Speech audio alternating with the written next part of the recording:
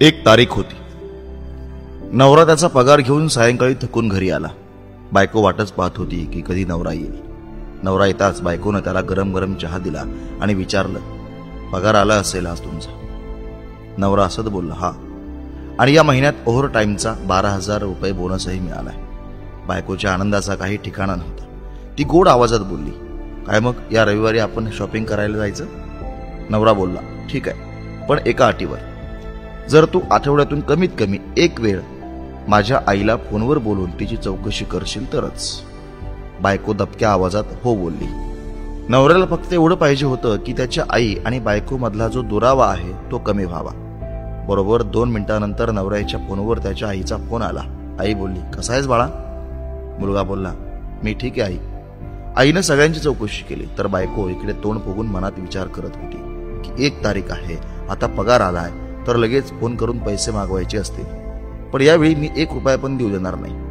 तिकडे आई बोलली, बाळा थोडी मदत पाहिजे. तर मुलगा बोलला, बोल ना आई, काय झालं आई? आई बोलली, बाळा या महिन्यात 5,000 रुपये मिळू शकतील का? नवरा सर्व काम आपल्या बायकोला विचारूनच करायचा. त्यानं ही गोष्ट त्याच्या बायकोला विचारली तर बायको बोलली, सांगून टाका की अजून पगार नाही झाला ते. मुलगा बोलला, आई पगार यायला अजून वेळ आहे. आई बोलली, बाळा काहीही करून पाठवून दे, दवाखान्यात उपचारासाठी हवे आहेत. नवऱ्यानं हे बायकोला सांगितलं. बायको बोलली, आईला सांगा सरकारी दवाखान्यात उपचार करा. नवऱ्यानं आईला हात सल्ला दिला तर आई बोलली, बाळा तिथे उपचार नीट होत नाहीत आणि तेही जास्त लक्ष देत नाहीत. यावेळी तर बायकोला रागच आला आणि ती तिच्या नवऱ्याला बोलली, सांगा त्यांना की आमच्या डोक्यावर आधीच खूप ताण आहे आणि आता यापेक्षा जास्त आम्ही सहन नाही करू शकणार, म्हणून सरकारी दवाखान्यातच उपचार करा. बायकोचे शब्द हे बोलताना चुकले की असंही त्या 4-5 दिवसांच्या पाहुण्या आहेत. नवरा बोलला, असं तर नको बोलू आईबद्दल. यावेळी नवऱ्याला थोडा राग आलेला, पण स्वतःला शांत करून तो आईला बोलला, आई या महिन्यात नाही जमणार, यामुळं सरकारी दवाखान्यातच उपचार कर.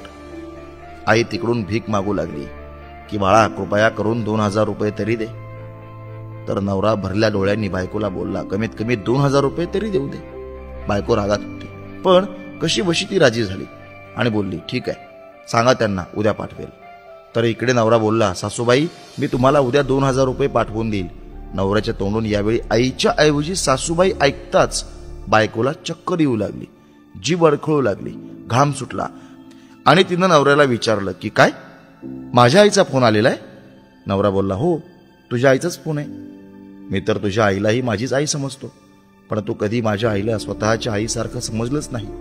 बायको यावेळी जोरात रडू लागली आणि फोनवर माफी मागू लागली, मला माफ कर आई, माझ्याकडून खूप मोठी चूक झाली. तिकडून आई बोलली, बाळा जर तू एका आईचं मन दुखावलं असतंस तर माफही केलं असतं, पण तू आज 1 नाही तर 2 आईंचं मन दुखावलंयस. आज जरी मी तुला माफ केलं तरी देव तुला कधीच माफ करणार नाही. मित्रांनो, असं मानलं जातं की देव जरी आईचे उपकार फेडायला आला तर तोही कंगाल होऊन जाईल. एक आई स्वतः मृत्यूच्या दारात जाऊन एका नव्या जीवनाला जन्म देते. त्या आईचा आदर करा. आई ही आई असते, तिला मृत्यूच्या आधी जिवंतपणीच मारू नका. मित्रांनो, या गोष्टीबद्दल तुमचं काय मत आहे कमेंट करून सांगा. व्हिडिओ आवडला असेल तर लाईक करा, कमेंट करा आणि शेअर करा. धन्यवाद.